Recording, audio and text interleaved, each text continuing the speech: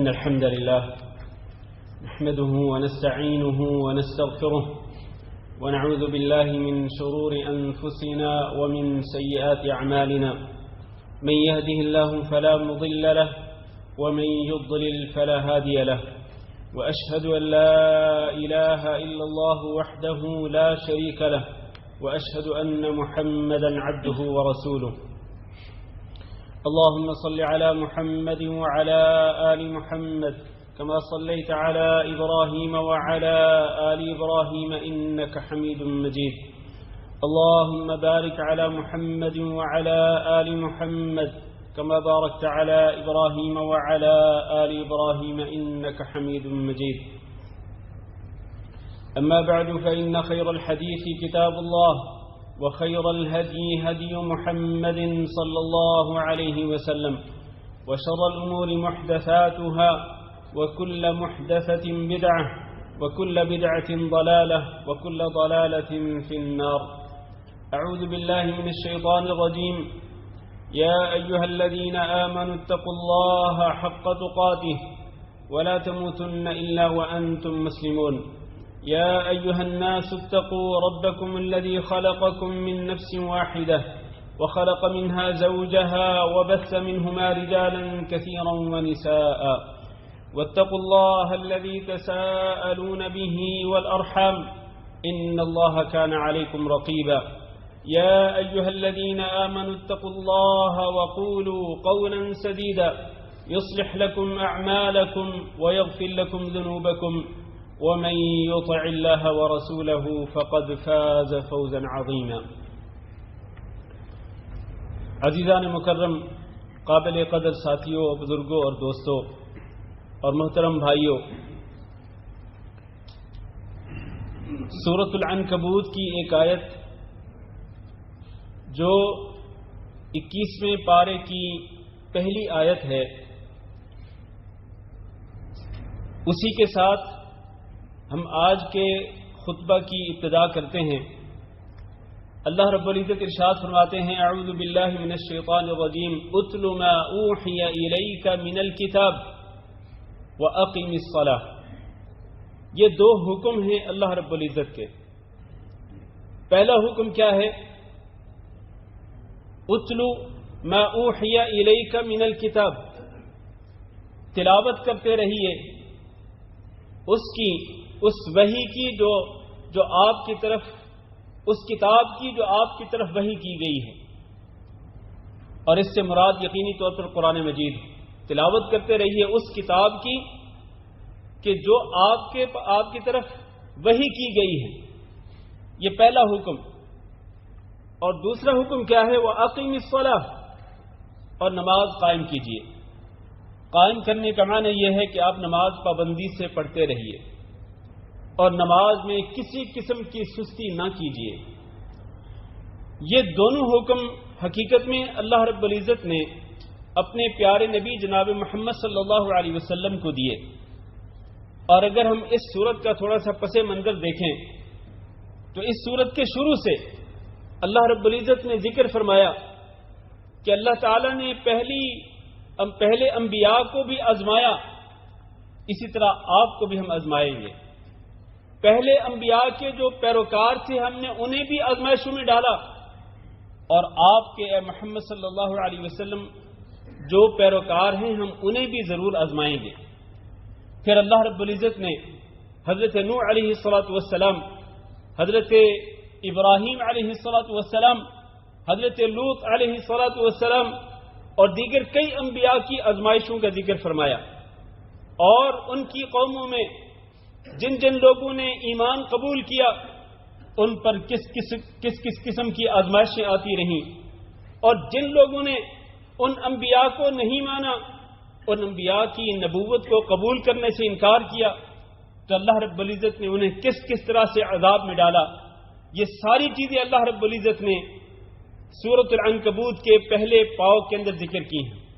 اس کے بعد اللہ رب العزت اپنے پیارے نبی جناب محمد صلی اللہ علیہ وسلم کو حکم دے رہے کہ اتلو ما اوحی الیک من الکتاب. آپ کو ان کفار کی سازشوں کا سامنا کرنا ہے اور ان کافروں کی طرف سے آنے والی جو آزمائشیں ہیں وہ آپ کو برداشت کرنی ہے، آپ کو بھی اور آپ کے ماننے والے صحابہ کرام کو بھی. اور جو چیز آپ کے لیے سب سے زیادہ معاون اور مددگار ثابت ہوگی ان کافروں کے سامنے ڈٹ جانے کے لیے اور ان کافروں کی تکلیفوں اور اذیتوں کو برداشت کرنے کے لیے سب سے زیادہ معاون اور مددگار چیز کیا ہے؟ اتلو ما اوحی الیک من الکتاب. یہ جو کتاب آپ کی طرف وحی کی گئی ہے اس کتاب کی تلاوت کرتے رہیے. یہ کتاب آپ کو حوصلہ دے گی، آپ کی ہمت بڑھائے گی، آپ کو صبر کرنے کی تلقین کرے گی کہ آپ نے اپنے دشمنوں کے سامنے کس طرح ڈٹ کے کھڑا ہونا ہے اور اللہ رب العزت کا پیغام آپ نے کس طرح سے پہنچانا ہے، آپ کو بھی اور آپ کے ماننے والے صحابہ کرام کو بھی. سب سے پہلے تلاوت قرآن، اس کے ذریعے اپنے دل کو منور کیجئے، اس کے ذریعے اپنے ایمان کو مضبوط سے مضبوط تر بنائیے. اور دوسری چیز وَأَقِمِ الصَّلَاةَ، نماز قائم کیجئے. اس لیے کہ جب آپ نماز پابندی کے ساتھ پڑھیں گے تو پھر اللہ رب العزت کی طرف سے آپ کے اوپر مدد، آپ کی اللہ تعالیٰ مدد فرمائے گا. اور مدد کے لیے اللہ رب العزت پھر اللہ رب العزت فرشتوں کو نازل فرمائے گا. اس لیے اللہ تعالیٰ نے حکم دیا نا کہ کئی جگہ پہ کہ وَاسْتَعِينُوا بِالصَّبْرِ وَالصَّلَاةِ، اللہ تعالیٰ سے مدد طلب کرنی ہے تو صبر کے ساتھ اور نماز کے ساتھ. اس کا معنی یہ ہے کہ جب انسان مشکلات میں گھرا ہوا ہو اور اس کو اللہ رب العزت کی مدد کی ضرورت ہو تو اس کو کیا کرنا چاہیے؟ اس کو صبر بھی کرنا چاہیے اور اس کو نماز کی طرف بھی دھیان دینا چاہیے. صرف دھیان نہیں بلکہ پوری توجہ اور یکسوئی کے ساتھ اس کو نماز پابندی کے ساتھ پڑھنی چاہیے. یہ دو وہ اصول ہیں، یہ دو اصول ہیں کسی بھی مشکل وقت کے اندر ایمان پر ثابت قدمی اور استقامت اختیار کرنے کے لیے کہ آپ تلاوت قرآن مجید کرتے رہیے اور نماز پابندی کے ساتھ پڑھتے رہیے. یہ تو وہ پس منظر تھا جو میں نے بیان کیا اہل مکہ اور نبی کریم صلی اللہ علیہ وسلم اور آپ کے اوپر ایمان لانے والے صحابہ کرام کے حوالے سے. اب آئیے ذرا آج کی صورتحال دیکھیے.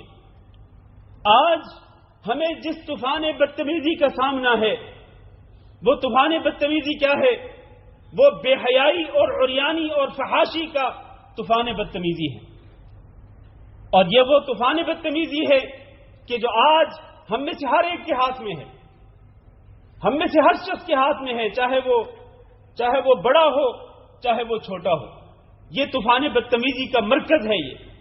یہ ہر مرد کے ہاتھ میں بھی ہے اور ہر عورت کے ہاتھ میں بھی ہے، بڑوں کے ہاتھ میں بھی ہے، چھوٹوں کے ہاتھ میں بھی ہے، جوانوں کے ہاتھ میں بھی ہے. اور آج ہم کئی گھنٹے اس طوفان بدتمیزی کا شکار ہوتے ہیں روزانہ. میرے بھائیوں، اس طوفان بدتمیزی سے بچنے کے لیے ہمیں کیا کرنا ہوگا؟ یہی دو اصول جو میں نے ابھی ذکر کیے ہیں. ایک تو تلاوت قرآن مجید، اس کو اپنا اوڑھنا بچھونا بنائیں. قرآن مجید جو ہے یہ اللہ کی وہ کتاب ہے کہ جس کو آپ کو کھول کر پڑھنا چاہیے اور اس کی تلاوت کرنی چاہیے اور اس کے اندر تدبر اور غور و فکر کرنا چاہیے. اوڑھنا بچھونا بنائیں اس کتاب کو، اس کلام مجید کو، قرآن حکیم کو، کہ جو اللہ رب العزت کی طرف سے ہدایت کا محور اور مرکز ہے، ہدایت کا منبع اور چشمہ ہے. تو کتاب اللہ یہ آج مضبوط ایک ہتھیار ثابت ہو سکتا ہے. یہ اللہ کی کتاب ایک مضبوط ہتھیار ثابت ہو سکتی ہے اس طوفان بدتمیزی کا مقابلہ کرنے کے لیے. اور دوسری چیز کیا ہے؟ نماز پابندی سے پڑھیے. کیوں؟ اس لیے کہ اللہ تعالیٰ نے ہی اسی آیت کے اندر فرمایا ان الصلاۃ تنہی عن الفحشاء والمنکر. اس لیے کہ نماز ہی حقیقت میں منع کرتی ہے، روکتی ہے بے حیائی کے کاموں سے اور برائی کے کاموں سے. بے حیائی جو اس موبائل کے ذریعے آج ہم میں سے ہر ایک تک پہنچ چکی ہے.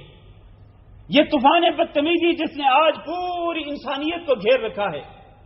اس طوفان بدتمیزی کا مقابلہ کرنے کے لیے ہمیں نماز پابندی کے ساتھ پڑھنی ہوگی. اور نماز جو ہے حقیقت میں یہ انسان کے لیے معاون اور مددگار ثابت ہوتی ہے کہ انسان اس قسم کے بے حیائی اور اس قسم کی برائی کے طوفانوں سے بچ سکتا ہے. یہ اللہ کا کلام کہہ رہا ہے، میں اپنی طرف سے نہیں کہہ رہا ہوں. اور ہو سکتا ہے کوئی بندہ یہ کہے کہ میں تو 5 وقت نمازی ہوں، 5 وقت نمازی بھی پابندی سے پڑھتا ہوں، قرآن مجید کی تلاوت بھی کرتا ہوں، اور اللہ معاف کرے موبائل میں میرے ہاتھ میں ہوتا ہے اور میں بہت کچھ دیکھتا بھی ہوں، سنتا بھی ہوں، بے حیائی میری آنکھوں کے سامنے آتی ہے، میں اس سے بچ نہیں پاتا ہوں، نمازیں بھی پڑھتا ہوں، قرآن مجید کی تلاوت بھی کرتا ہوں۔ اس کا مطلب یہ ہے کہ آپ کے ان دونوں کاموں کے اندر خلل ہے۔ آپ قرآن مجید کی تلاوت بھی اس طرح نہیں کرتے جس طرح کرنی چاہیے، اور آپ نمازیں بھی اس طرح نہیں پڑھتے جس طرح نمازیں پڑھنی چاہیے۔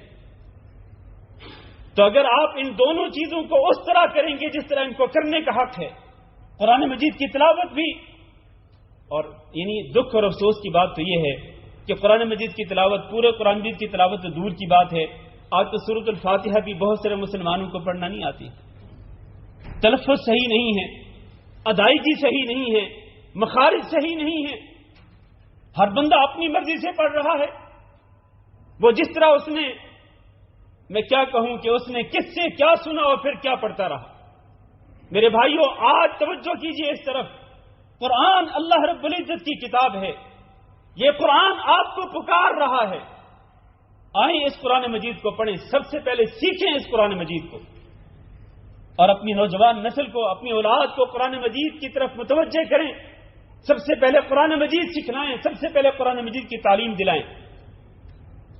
اسی آیت کے اندر اللہ تعالیٰ نے فرمایا ان الصلاة تنہی عن الفحشاء والمنکر ولذکر اللہ اکبر، اور اللہ کا ذکر سب سے بڑا ہے۔ کیوں؟ اس لیے کہ اللہ سب سے بڑا ہے، اللہ اکبر، اللہ سے بڑا کوئی نہیں۔ اسی طرح سے اللہ کا جو ذکر ہے یہ بھی سب سے بڑا ہے، اللہ کے ذکر سے بڑی کوئی عبادت نہیں ہو سکتی ہے۔ وَلَذِكْرُ اللَّهِ أَكْبَرُ، یہ اللہ رب العزت فرما رہے ہیں، اللہ کا ذکر سب سے بڑا ہے، سب سے بڑی نیکی ہے، سب سے بڑی عبادت ہے۔ اس لیے ہمیں اللہ رب العزت کے ذکر کی طرف بھی متوجہ ہونا چاہیے، کیونکہ اللہ رب العزت نے قرآن مجید کے اندر اس کا حکم بھی دیا ہے، یا ایھا الذین آمنوا اذکروا اللہ ذکرا کثیرا وسبحوہ بکرۃ واصیلا، ایمان والو تم اللہ کا ذکر کثرت کے ساتھ کیا کرو، اور صبح و شام اللہ رب العزت کی تسبیح بیان کیا کرو۔ سورۃ الاحزاب میں اللہ رب العزت نے اہل ایمان کی کئی صفات ذکر فرمائی، ان المسلمین والمسلمات والمؤمنین والمؤمنات والقانتین والقانتات، آخر میں فرمایا والذاکرین اللہ کثیرا والذاکرات، اللہ کا ذکر کثرت کے ساتھ کرنے والے مرد اور اللہ کا ذکر کثرت کے ساتھ کرنے والی عورتیں، ان کے لیے کیا ہے؟ اعد اللہ لهم مغفرۃ واجرا عظیما، اللہ رب العزت نے ان کے لیے مغفرت بھی تیار کی ہے اور بہت بڑا اجر بھی تیار کیا ہے۔ کثرت کے ساتھ اللہ رب العزت کا ذکر کیا کیجیے، دن اور رات میں اپنی زبان کو اللہ کے ذکر کے ساتھ تر رکھیے، لا یزال لسانک رطبا بذکر اللہ۔ ایک صحابی نے کہا تھا نا اللہ کے رسول صلی اللہ علیہ وسلم سے کہ اللہ کے رسول ان شرائع الاسلام قد کثرت، کہ اسلام کے جو احکامات بہت زیادہ ہو گئے ہیں اور میں بہت کمزور ہوں، ان احکامات پر عمل کرنا کیسے آسان ہو سکتا ہے؟ آپ ایک ہی بات مجھے بتلا دیجیے تاکہ ان اسلام کے تمام احکامات پر عمل کرنا میرے لیے ممکن ہو جائے اور آسان ہو جائے۔ اللہ کے رسول نے کیا فرمایا؟ فرمایا لا یزال لسانک رطبا بذکر اللہ، بس اپنی زبان کو اللہ کے ذکر کے ساتھ تر رکھیں۔ جب آپ اللہ کے ذکر کے ساتھ اپنی زبان کو تر رکھیں گے، اپنی زبان کے ساتھ اللہ کا ذکر کثرت کے ساتھ کرتے رہیں گے، تو پھر اللہ رب العزت کا آپ کے اوپر فضل اور کرم اور احسان ہوگا کہ اللہ آپ کے لیے اسلام کے تمام احکامات پر چلنا آسان کر دے گا، اسلام کے اور دین کے احکامات پر عمل کرنا اللہ تعالیٰ آسان بنا دے گا۔ اس لیے اللہ کا ذکر جو ہے وہ کثرت کے ساتھ کرنا چاہیے۔ یہ جو ہم جمعہ کی نماز ادا کرتے ہیں، اس کے بارے میں اللہ نے فرمایا فَإِذَا قَضَيْتُمُ الصَّلَاةَ، جب تم جمعہ کی نماز پڑھ لو اس کے بعد کیا کرو؟ فَانْتَشِرُوا فِي الْأَرْضِ، زمین کے اندر پھیل جاؤ، وَابْتَغُوا مِنْ فَضْلِ اللَّهِ، اور اللہ کا فضل یعنی اللہ کا رزق تلاش کرو۔ لیکن یاد رکھنا، زمین کے اندر پھیلتے ہوئے اور اللہ کے رزق کو تلاش کرتے ہوئے تمہیں ایک کام کثرت کے ساتھ کرنا پڑے گا، وہ کیا ہے؟ وَاذْكُرُوا اللَّهَ كَثِيرًا، اور اللہ رب العزت کا ذکر کثرت کے ساتھ کرنا، لعلکم تفلحون، تاکہ تم کامیابی پالو۔ حتیٰ کہ میدان جہاد کے اندر بھی اگر مسلمان کافروں کے ساتھ لڑائی کر رہے ہوں اور تلواریں چل رہی ہوں اور قتال ہو رہا ہو، اللہ تعالیٰ نے تو اس وقت بھی حکم دیا ہے کہ یا ایھا الذین آمنوا اذا لقیتم فئۃ فاثبتوا واذکروا اللہ کثیرا، اس وقت بھی اللہ کا ذکر کثرت کے ساتھ کرو۔ آپ اندازہ کر سکتے ہیں کہ اللہ کا کثرت کے ساتھ ذکر کرنا جو ہے اس کی اہمیت اور اس کی قدر و منزلت کس قدر زیادہ ہے۔ نبی کریم صلی اللہ علیہ وسلم نے فرمایا ثلاثۃ لا يرد اللہ دعاءہم، تین قسم کے افراد ایسے ہیں کہ اللہ ان کی دعا کو رد نہیں کرتا ہے۔ الذاکر اللہ کثیرا، ایک تو وہ جو اللہ کا ذکر کثرت کے ساتھ کرتا ہے، اللہ کو یاد رکھتا ہے بہت ہی زیادہ، والمظلوم، اور دوسرا وہ جو مظلوم ہو، اور تیسرا والامام المقسط، جو کہ عدل کرنے والا، انصاف کرنے والا حکمران ہو۔ یہ تین قسم کے افراد جو ہیں اللہ ان کی دعاؤں کو رد نہیں کرتا ہے۔ ان میں سے ایک اللہ رب العزت کا ذکر کثرت کے ساتھ کرنے والا۔ ہم میں سے کئی لوگ شکایت بھی کرتے ہیں، اور جی میں تو بہت دعا کرتا ہوں، میری دعائی قبول نہیں ہوتی ہے۔ اور میرے بھائیوں، اللہ کے ہاں اگر اپنی دعاؤں کو قبول کروانا چاہتے ہو تو اللہ کو یاد رکھا کرو، کثرت کے ساتھ اللہ رب العزت کا ذکر کیا کرو۔ یہ رسول اکرم صلی اللہ علیہ وسلم کے ارشاد گرامی ہے۔ اور یہ بات یاد رکھو میرے عزیز بھائیوں، اگر تو آپ اپنی زبان کو اللہ کے ذکر کے ساتھ تر رکھتے ہیں تو یہ بہت اچھی علامت ہے، لیکن اگر آپ اپنے اندر یہ محسوس کریں کہ آپ کو تو ذکر اللہ کی توفیق ہی نہیں ملتی ہے، یا پھر بہت کم آپ اللہ کا ذکر کرتے ہیں، تو پتہ ہے یہ کس کی علامت ہے؟ یہ اللہ تعالیٰ نے قرآن مجید کے اندر فرمایا وَإِذَا قَامُوا إِلَى الصَّلَاةِ قَامُوا كُسَالَىٰ يُرَاءُونَ النَّاسَ وَلَا يَذْكُرُونَ اللَّهَ إِلَّا قَلِيلًا، بہت کم اللہ کا ذکر کرتے ہیں۔ کون لوگ؟ منافق لوگ۔ یہ منافقوں کی نشانی ہے، بہت کم اللہ کا ذکر کرنا یہ منافقوں کی نشانیوں میں سے ایک نشانی ہے۔ کہیں ایسا نہ ہو کہ ہمارے اندر بھی یہ نشانی پائی جاتی ہو، تو کیوں نہ ہو کہ ہم اپنی اصلاح کر لیں۔ وَلَذِكْرُ اللَّهِ أَكْبَرُ، جو سب سے بڑی نیکی ہے، جو سب سے بڑی عبادت ہے، ہم اس عبادت کی طرف توجہ کیوں نہیں دیتے ہیں؟ اور پھر رسول اکرم صلی اللہ علیہ وسلم ارشاد فرماتے ہیں کہ احب الکلام الی اللہ اربع، کہ اللہ رب العزت کو چار کلمے بہت ہی محبوب ہیں۔ لا یضرک بیئہن بدأت، تمہیں کوئی نقصان نہیں ہوگا کہ ان چار میں سے تم کس کے ساتھ ابتدا کرو۔ وہ چار کلمات کیا ہیں؟ سبحان اللہ والحمد للہ ولا الہ الا اللہ واللہ اکبر۔ آپ ان میں سے کسی ایک سے ابتدا کریں اور پھر باقی جو تین کلمات ہیں وہ پڑھ لیں، چاہے آپ سبحان اللہ سے ابتدا کریں یا الحمدللہ سے ابتدا کریں یا لا الہ الا اللہ سے ابتدا کریں یا اللہ اکبر سے ابتدا کر لیں۔ تقدیم و تاخیر ہو جائے، ترتیب آگے پیچھے ہو جائے، کوئی حرج نہیں، لیکن یہ چار کلمات اللہ رب العزت کو سب سے پیارے ہیں۔ اور رسول اکرم صلی اللہ علیہ وسلم نے ارشاد فرمایا لَأَنْ أَقُولَ، کہ اگر میں یہ چار کلمات کہوں، کون سے چار کلمات؟ یہی جو ابھی میں نے ذکر کیے ہیں، احب الی مما طلعت علیہ الشمس، کہ یہ چار کلمات کا پڑھنا جو ہے یہ ہر اس چیز سے مجھے زیادہ محبوب ہے کہ جس پر سورج طلوع ہوتا ہے۔ اور سورج کس چیز سے طلوع نہیں ہوتا دنیا کے اندر؟ دنیا کی ہر چیز پہ سورج طلوع ہوتا ہے۔ معنی یہ ہے کہ ان چار کلمات کو پڑھنا، نبی فرماتے ہیں کہ یہ مجھے دنیا کی ہر چیز سے زیادہ محبوب ہے۔ گویا کہ یہ چار کلمات اللہ کو بھی سب سے زیادہ محبوب اور رسول اکرم صلی اللہ علیہ وسلم کو بھی سب سے زیادہ پیارے، تو لہذا ہمیں ان کلمات کو کثرت کے ساتھ پڑھنا چاہیے۔ اور یہ یاد رکھیے کہ اللہ تعالیٰ کا یہ وعدہ ہے کہ فَاذْكُرُونِي أَذْكُرْكُمْ، تم مجھے یاد رکھو میں تمہیں یاد رکھوں گا۔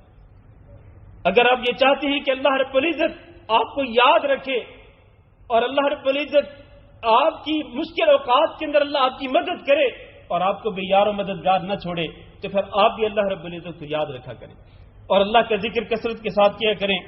اور حقیقت میں اللہ کے ذکر کے ساتھ ہی دلوں کو اطمینان ملتا ہے، دلوں کی راحت اور دلوں کا سکون حقیقت میں ہے ہی اللہ کے ذکر کے اندر۔ آج لوگ کہتے ہیں، جو لوگ موسیقی کے دل دادا ہوتے ہیں، میوزک کو سننے کے بڑے شوقین ہوتے ہیں، وہ کہتے ہیں جی کیا کریں، دل بھی بہلانا پڑتا ہے، وقت بھی تو پاس کرنا ہوتا ہے۔ اور کئی لوگ جو ٹیکسیاں چلاتے ہیں، وہ ٹیکسی چلاتے ہوئے وہ ہمیشہ وہ یا تو ہیڈ فون لگا کر وہ گانے سنتے رہتے ہیں یا پھر ہیڈ فون نہیں لگاتے، وہ اپنے ساتھ بیٹھنے والوں کو بھی گانے سنواتے ہیں، خود بھی سنتے ہیں، دوسروں کو بھی سنواتے ہیں۔ اور یہ آج کل یہ جو جس طرح میں نے پہلے کہا طوفان بدتمیزی، اس کی ایک شکل یہ بھی ہے کہ اس کے ذریعے لوگ موسیقی سنتے ہیں۔ میرے بھائیوں، اس کے ذریعے دل بہلتا نہیں، بلکہ اس کے ذریعے دل بیمار ہوتا ہے۔ کس کے ذریعے؟ موسیقی کے ذریعے۔ میوزک جو ہے یہ خالصتاً بیماری ہے، جس کی وجہ سے دلوں کے اندر نفاق پیدا ہوتا ہے۔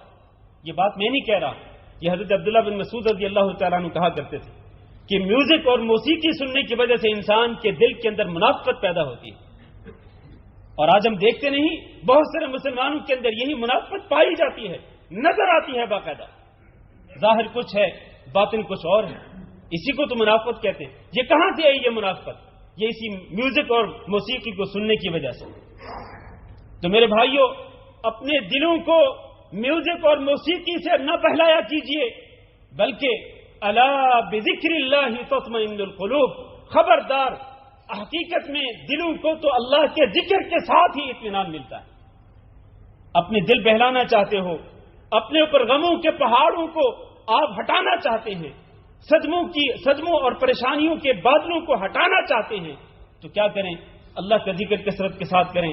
اس طرح سے آپ کو حقیقی سکون نصیب ہوگا۔ اللہ تعالیٰ سے دعا کرتے ہیں کہ اللہ ہم سب کو اپنا ذکر کثرت کے ساتھ کرنے کی توفیق دے، اور اللہ ہمیں الذاکرین اللہ کثیرا جو لوگ ہیں وہ ذاکرات، ان کی صف کے اندر اللہ تعالیٰ ہمیں شامل فرمائے۔ استغفر اللہ لی ولکم ولسائر المسلمین فاستغفروہ انہ هو الغفور الرحیم۔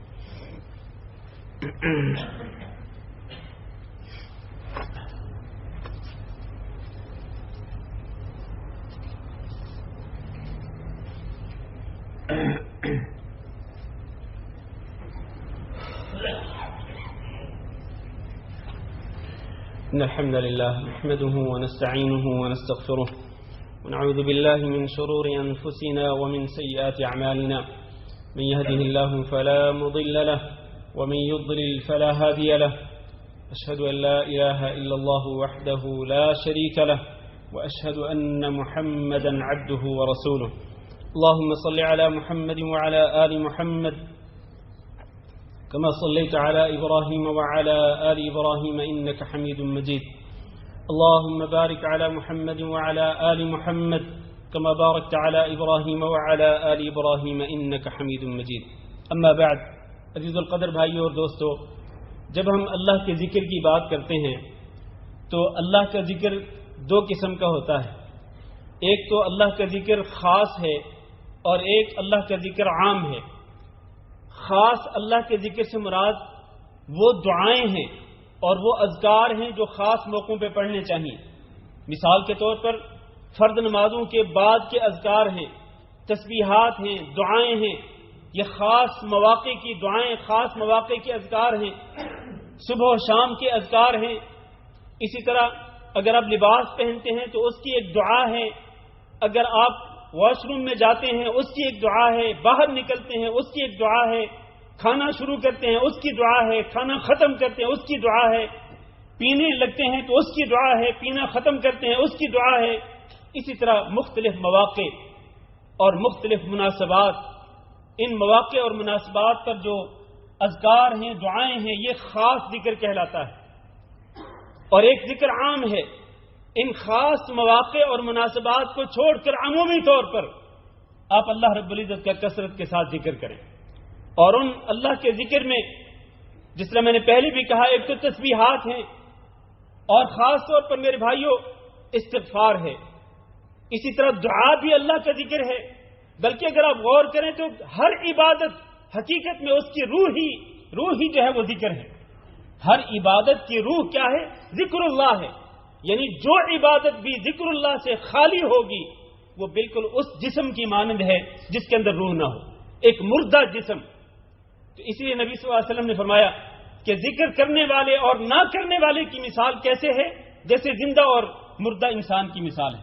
ذکر کرنے والا انسان ایک زندہ انسان ہے، ذکر نہ کرنے والا انسان ایسے ہے جیسے وہ مردہ پڑا ہوا ہے۔ تو اس لیے میرے بھائیوں ہمیں ہر قسم کے اذکار جو ہیں، اور اس میں ایک اور بات یاد رکھیں کہ نبی کریم صلی اللہ علیہ وسلم سے جو اذکار اور جو وظائف ثابت ہیں، ساری کی ساری خیر و برکت انہی اذکار اور انہی وظائف کے اندر ہے۔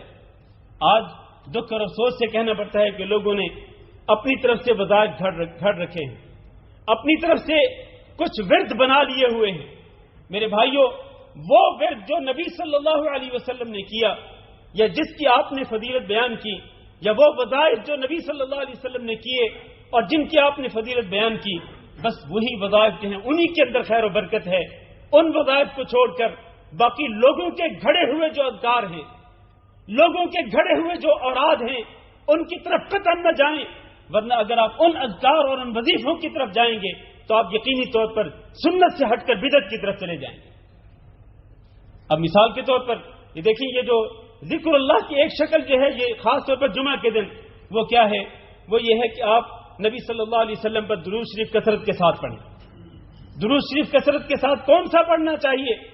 ایک تو وہ لمبا درود ہے جس کو ہم درود ابراہیمی کہتے ہیں، اور ایک مختصر درود، وہ بھی حدیثوں سے ثابت ہے، اللہم صلی وسلم علی نبیک محمد صلی اللہ علیہ وسلم۔ یہ اس طرح کے جو مختصر الفاظ ہیں جو احادیث سے ثابت ہیں، لیکن لوگوں نے اپنی طرف سے درود کے لیے بھی الفاظ گھڑے ہوئے ہیں۔ کوئی جناب درود تاج ہے، کوئی جناب درود ہزارہ ہے، تو کوئی پتہ نہیں کون سا درود ہے۔ لوگوں نے اپنی طرف سے درود گھڑے ہوئے ہیں، اور ایسے گھڑے ہوئے درودوں کے اندر شرکی الفاظ ہوتے ہیں۔ ان الفاظ کو پڑھنے سے اجر تو کیا ہوگا، الٹا انسان گناہ کماتا ہے اور انسان خوش ہوتا ہے کہ میں نے بڑے جو ہے وہ بڑی نیکیاں کما لی ہیں۔ تو اس لیے گھڑے ہوئے درودوں کی طرف مت جائیے۔ آخری بات یہ میرے بھائیوں، اس موضوع پر بہت کچھ بیان کیا جا سکتا ہے لیکن ٹائم ختم ہے۔ میرے بھائیوں، بعض جو جامع قسم کے اذکار ہیں ان میں سے دو ذکر بتانا چاہتا ہوں۔ حضرت جویریہ رضی اللہ تعالیٰ عنہ کی جو حدیث ہے کہ نبی صلی اللہ علیہ وسلم ان کے پاس سے گزرے جب وہ فجر کی نماز کے بعد بیٹھی تھیں اپنے مصلے پہ، پھر چاش کے وقت واپس آئے آپ صلی اللہ علیہ وسلم، تو آپ نے دیکھا کہ وہ بدستور بیٹھی ہوئی اپنے مصلے پہ بیٹھے ہوئے اللہ کے ذکر کر رہی ہیں۔ تو آپ نے فرمایا تم ابھی تک بیٹھی ہوئی ہو؟ کہا جی اللہ کا ذکر کر رہی ہوں۔ تو آپ نے فرمایا کہ میں نے یہاں سے گزرنے کے بعد صرف 4 کلمے 3 دفعہ کہے، تو جو میں نے کہا اور جو تو نے اتنی دیر تک اللہ کا ذکر کیا ہے، اگر ان دونوں کا وزن کیا جائے تو جو 4 کلمے میں نے 3 دفعہ کہے ہیں ان کا وزن زیادہ ہوگا اس پورے ذکر سے جو تو نے اتنی دیر میں پڑھا ہے۔ وہ کیا ہے؟ وہ 4 کلمات 3 دفعہ کون سے؟ سبحان اللہ وبحمدہ عدد خلقہ ورضا نفسہ وزینۃ عرشہ ومداد کلماتہ۔ اس کو آپ ضرور پڑھا کریں۔ اور آخری بات یہ، ایک حدیث میں نبی صلی اللہ علیہ وسلم نے فرمایا کہ کیا میں تمہیں وہ ذکر نہ بتلاؤں کہ جو دن اور رات کے ذکر سے بھی افضل ہے؟ یعنی اگر ایک بندہ دن اور رات ذکر کرتا رہے، دن اور رات 24 گھنٹے اللہ کا ذکر کرتا رہے، اور ایک بندہ وہ ہے جس نے بس یہ ایک ذکر پڑھ لیا، اس کا ذکر اس کے ذکر سے افضل ہوگا۔ دن اور رات اللہ کا ذکر کرنے والے سے یہ ذکر کرنے والا جو ہے جس نے یہ دعا پڑھی، خاص دعا، تو اس کی فضیلت زیادہ ہے۔ وہ دعا کیا ہے؟ وہ اگر آپ چاہیں تو یاد کر سکتے ہیں، وہ بہت ہی آسان ہے۔ سبحان اللہ عدد ما خلق، سبحان اللہ ملء ما خلق، سبحان اللہ عدد ما فی الارض والسماء، سبحان اللہ ملء ما فی الارض والسماء، سبحان اللہ عدد ما احصى کتابه، سبحان اللہ ملء ما احصى کتابه، سبحان اللہ عدد کل شیء، سبحان اللہ ملء کل شیء۔ اسی طرح پھر الحمدللہ اور اسی طرح اللہ اکبر بھی اللہ تعالیٰ سے دعا کرتے ہیں کہ اللہ ہم سب کو اپنا ذکر کرنے والوں میں شامل فرمائے، اور اللہ رب العزت ہمیں اپنی زبانوں کو اپنے ذکر کے ساتھ تر رکھنے کی توفیق دے۔ اللہم اغفر لنا وللمؤمنین والمؤمنات وللمسلمین والمسلمات الاحیاء منهم والاموات۔ اللهم إنا نسألك العفو والعافية والمعافاة الدائمة في الدنيا والآخرة۔ اللهم اشفنا واشف مرضانا ومرضى المسلمين، اللهم اشفنا واشف مرضانا ومرضى المسلمين، اللهم اشفنا واشف مرضانا ومرضى المسلمين، اللهم آمنا في أوطاننا واجعل هذا البلد آمنا مطمئنا وسائر بلاد المسلمين، ربنا آتنا في الدنيا حسنة وفي الآخرة حسنة وقنا عذاب النار، ربنا تقبل منا إنك أنت السميع العليم وتب علينا إنك أنت التواب الرحيم، اللهم صل على محمد وعلى آل محمد كما صليت على إبراهيم وعلى آل إبراهيم إنك حميد مجيد، اللهم بارك على محمد وعلى آل محمد كما باركت على إبراهيم وعلى آل إبراهيم إنك حميد مجيد، سبحان ربك رب العزة عما يصفون وسلام على المرسلين والحمد لله رب العالمين۔